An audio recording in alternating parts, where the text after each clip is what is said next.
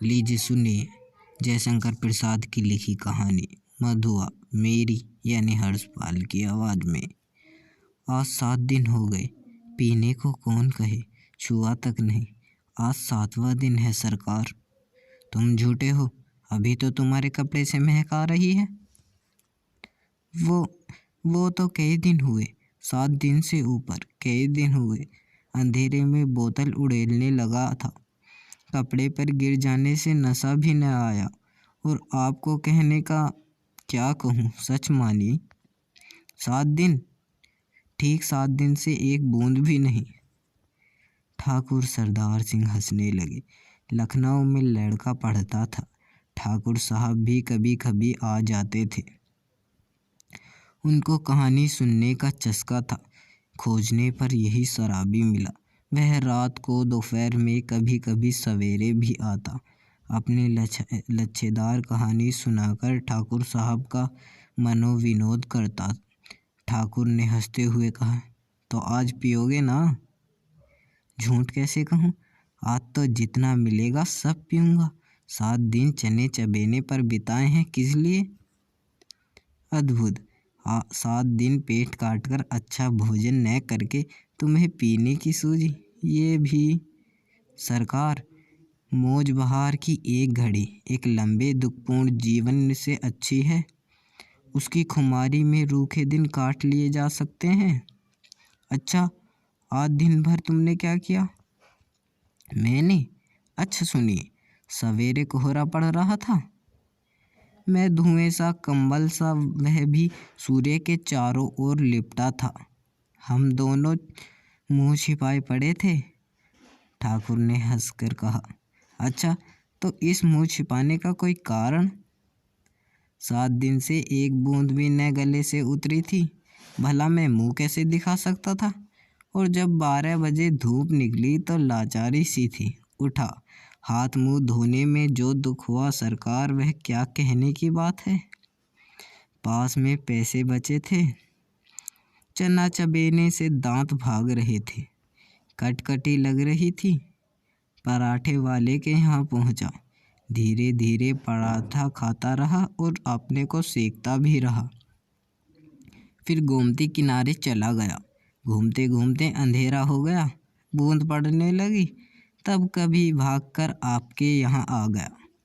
अच्छा, जो उस दिन तुमने गडरिये वाली कहानी सुनाई थी, जिसमें आसिफुद्दौला ने उस लड़की का आंचल भुने हुए भुट्टो के बदले मोतियों से भर दिया था, वह क्या सच है?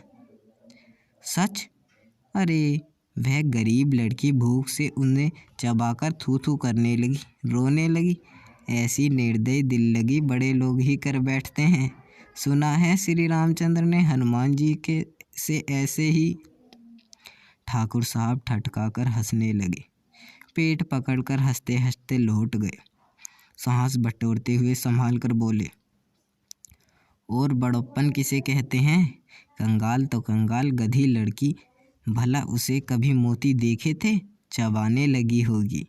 मैं सच कहता हूँ, आज तक तुमने जितनी कहानियाँ सुनाई, सब में बड़ी टीस थी। शहजादों के दुखड़े, रंग महल की अभागिनी बेगमों के निष्फल प्रेम, करुण कथा और पीड़ा से भरी हुई कहानियाँ ही तुम्हें आती हैं। पर ऐसी हंसाने वाली कहानी और सुनाओ, तो मैं आपने सामने ही बढ़िया शराब पिला सकता हूँ। सरकार, बूढ़ों ने सुनाए हुए वे नवाबी सोने से दिन, रंग रंगेलियाँ, दुख की दर्द भरी आहें, रंग महलों में घुल घुल कर मरने वाली बेगमें अपने आप सिर में चक्कर काटती रहती हैं। मैं उनकी पीड़ा से रोने लगता हूँ। अमीर कंगाल हो जाते हैं, बड़े बड़ों के घमंड चूर धूल में मिल जाते हैं, तब भी दुनिया बड़ी पागल है। मैं उसके पागलपन को भुलाने के लिए शराब पीने लगता हूँ सरकार, नहीं तो यह बुरा भला कौन अपने गले लगाता। ठाकुर साहब ऊबने लगे थे, अंगीठे का कोयला धधक रहा था। शराबी सर्दी से ठिठुरा जा रहा था, वह हाथ सेकने लगा। सहसा नींद से चौंककर ठाकुर साहब ने कहा, अच्छा जाओ, मुझे नींद आ रही है। वह देखो, 1 रुपया पड़ा है, उठा लो, लल्लू को भेजते जाओ। शराबी रुपया उठाकर धीरे से खिसका।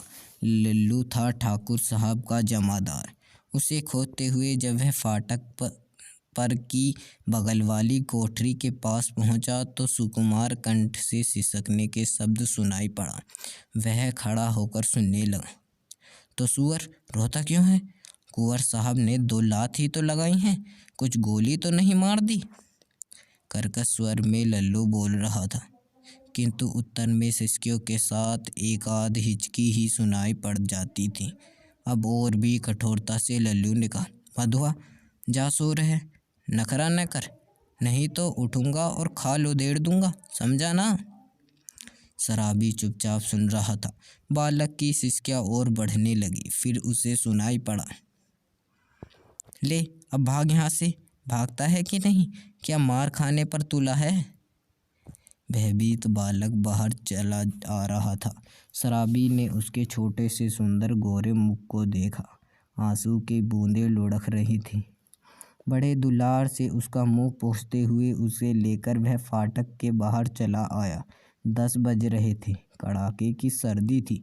दोनों चुपचाप चलने लगे। शराबी की मौन सहानुभूति को उस छोटे से सरल हृदय ने स्वीकार कर लिया। वह चुप हो गया। अभी वह एक तंगी गली पर ही रुका था कि बालक के फिर से सिसकने की उसे आहट लगी। वह झिड़क कर बोल उठा, अब क्यों रोता है रे छोकरे? मैंने दिन भर से कुछ खाया नहीं। कुछ खाया नहीं? इतने बड़े अमीर के यहाँ रहता है और दिन भर तुझे खाने को नहीं मिला? यह कहने को तो था जमादार के पास। मार तो रोज ही खाता हूँ, आज तो खाना ही नहीं मिला। कुंवर साहब का ओवरकोट ली खेल में दिन भर साथ रहा। 7 बजे लौटा और 9 बजे तक कुछ काम करना पड़ा। आटा रख नहीं सका था, रोटी बनती तो कैसे? जमादार से कहने गया था। भूख की बात कहते कहते बालक के ऊपर उसकी दीनता और भूख की एक ही साथ जैसे आक्रमण कर दिया। वह फिर हिचकियाँ लेने लगा।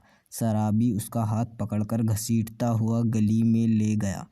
एक अंधी कोठरी का दरवाज़ा धकेलकर बालक के लिए हुए वह भीतर पहुंचा। टोटले हुए सिलाई से मिट्टी की डबेरी जलाकर वह फटे कम्बल के नीचे कुछ खोजने लगा। एक पराठे का टुकड़ा मिला।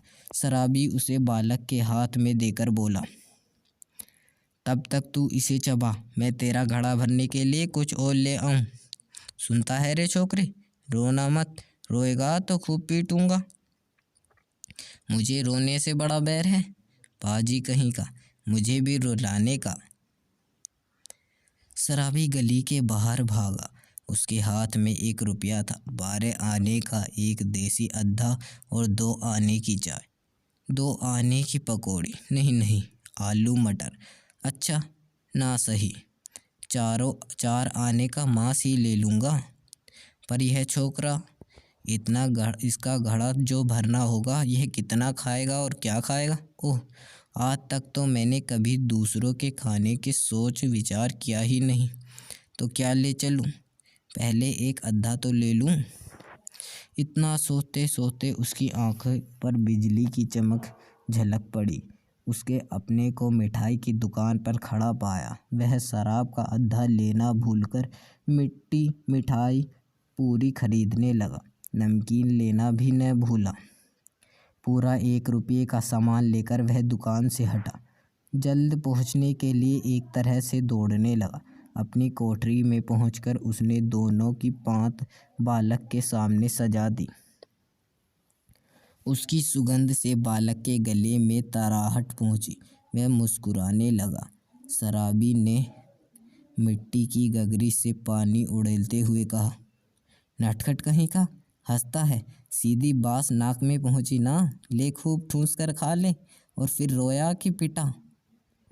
दोनों ने बहुत दिन पर मिलने वाले 2 मित्रों की तरह साथ बैठकर भरपेट खाया। सीली जगह में सोते हुए बालक ने शराबी का पुराना बड़ा कोट ओढ़ लिया था। जब उसे नींद आ गई तो शराबी भी कंबल तानकर बड़बड़ाने लगा, सोचा था आज 7 दिन पर भरपेट पीकर सोऊंगा, लेकिन यह छोटा सा रोना पाजी न जाने कहाँ से आ धमका। एक चिंतापूर्ण आलोक में आज पहले पहल शराबी ने आँख खोलकर कोठरी में बिखरी हुई दारिद्र्य की विभूति को देखा और देखकर उसे घुटनों की एड़ी लगाए हुए निरीह बालक को उसने तिल मिलाकर मन ही मन प्रश्न किया, किसने ऐसे सुकुमार फूल को कष्ट देने के लिए निर्दयता की सृष्टि की? हारी नियति, तब इसको लेकर तुझे घर बारी बनना पड़ेगा क्या? दुर्भाग्य, जिसे मैंने कभी न सोचा था। मेरी इतनी माया ममता जिस पर आज तक केवल बोतल का ही पूरा अधिकार था, इसका पक्ष क्यों लेने लगी? इस छोटे से पाजी ने मेरे जीवन के लिए कौन सा इंद्रजाल रचने का बेड़ा उठाया है? तब क्या करूं? कोई काम करूं? कैसे दोनों का पेट चलेगा? नहीं, भगा दूं इसे। आंखें तो खोले। बालक अंगड़ाई ले रहा था। वह उठ बैठा। शराबी ने कहा, ले उठ, कुछ खा ले, अभी आधी रात का बचा हुआ है। और अपनी राह देख। तेरा नाम क्या है रे? बालक ने सहज हंसी हंसकर कहा, मधुआ। भला हाथ मुंह धोने भी न दोगे? खा लूँगा। और जाऊँगा कहाँ? ओह, कहाँ जाऊँगा? इससे कि चला जाए, कह दूँ कि भाड़ में जा। किंतु वह आज तक दुख की भट्टी में जल रही रहा है, तो वह चुप घर से झलक कर सोचता हुआ निकला। ले पाजी, अब यहाँ तू ही लेटना, मैं लौटूंगा ही नहीं, तू ही इस कोठरी में रह। शराबी घर से निकला। गोमती किनारे पहुंचने पर उसे स्मरण हुआ कि वह कितनी ही बातें सोचता आ रहा था, पर कुछ भी सोच न सका। हाथ मुंह धोने में लगा। उजली धूप निकल आई थी। वह चुपचाप गोमती की धारा को देख रहा था। धूप की गर्मी से सूखी होकर वह चिंता भूलने का प्रयत्न कर रहा था कि किसी ने पुकारा, भले आदमी कहाँ रहे? सालों पर दिखाई पड़े। तुमको खोते खोते मैं थक गया। शराबी ने चौंक कर देखा। वह कोई जान पहचान का तो मालूम होता था, पर कौन है यह ठीक ठीक न जान सका। फिर उसने कहा, तुम ही से कह रहा है, सुनते हो? उठा ले जाओ अपनी शान धरनी की कल, नहीं तो सड़क पर फेंक दूंगा। एक ही तो कोठरी जिसका मैं 2 रुपये किराया देता हूँ, उसमें क्या तुम्हें अपना कुछ रखने के लिए नहीं है? ओहो राम जी, तुम हो भाई, मैं भूल ही गया था। तो चलो आज ही उसे उठा लाता हूँ। कहते हुए शराबी ने सोचा, अच्छी रही, उसी को बेचकर कुछ दिनों तक काम चलेगा। गोमती नहाकर रामजी उसका साथी पासी अपने घर पर पहुंचा। शराबी को कल देते हुए उसने कहा, ले जाओ, किसी तरह मेरा पिंड इससे पिंड तो छूटे। बहुत दिनों पर आज उसको कलह ढोना पड़ा। किसी तरह अपनी कोठरी में पहुंचकर उसने देखा कि बालक बैठा है। बिगड़ते हुए उसने पूछा, क्यों रे, तूने कुछ खा लिया कि नहीं? भरपेट खा चुका हूँ, और वह देखो तुम्हारे लिए भी रख दिया है, कहकर उसने अपनी स्वाभाविक मधुर हंसी से उसकी रूखी कोठरी को तर कर दिया। शराबी एक क्षण चुप रहा, फिर चुपचाप जलपान करने लगा। मन ही मन सोच रहा था, यह भाग्य का संकेत नहीं तो और क्या है। चलूँ फिर लेकर शांत देने का काम चलता करूं, दोनों का पेट भरेगा। वही पुराना चरखा फिर से सिर पड़ा। नहीं तो 2 बातें किस्से कहानियाँ इधर उधर की कहकर अपना तो काम चला ही लेता था, पर अब तो बिना कुछ किए घर नहीं चलने का। जल पीकर बोला, क्यों रे मधुआ, अब तू कहाँ जाएगा? कहीं नहीं। ये लो, फिर कहीं यहाँ जमी घड़ी कि मैं खोद खाद कर तुझे मिठाई खिलाता रहूँगा। तब कोई काम करना चाहिए, करेगा? जो कहो। अच्छा, तो आज से मेरे साथ घूमना पड़ेगा, यह कल तेरे लिए लाया हूँ, चल आज से तुझे सन दे सिखाऊंगा। कहाँ? इसका कुछ ठीक नहीं, पेड़ के नीचे रात बिता सकेगा ना? कहीं भी रह सकूंगा, पर उस ठाकुर की नौकरी न कर सकूंगा। शराबी ने एक बार स्थिर दृष्टि से उसे देखा। बालक की आंखें दृढ़ निश्चय की सौगंध खा रही थी। शराबी ने मन ही मन कहा, बैठे बैठाए यह हत्या कहाँ से लगी?